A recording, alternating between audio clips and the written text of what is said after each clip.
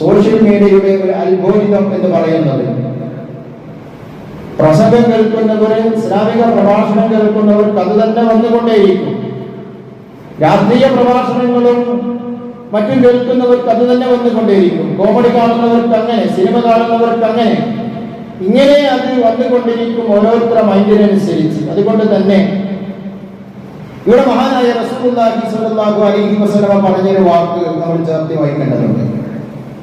റസൂലുള്ളാഹി സ്വല്ലല്ലാഹു അലൈഹി വസല്ലം പറയുന്നുണ്ട്, മാ നഹൈതുകും അൻഹു ഫജ്തനിബൂഹു വമാ അമർതുകും ബിഹി ഫഫഅലു മിൻഹു മസ്തതഅതും.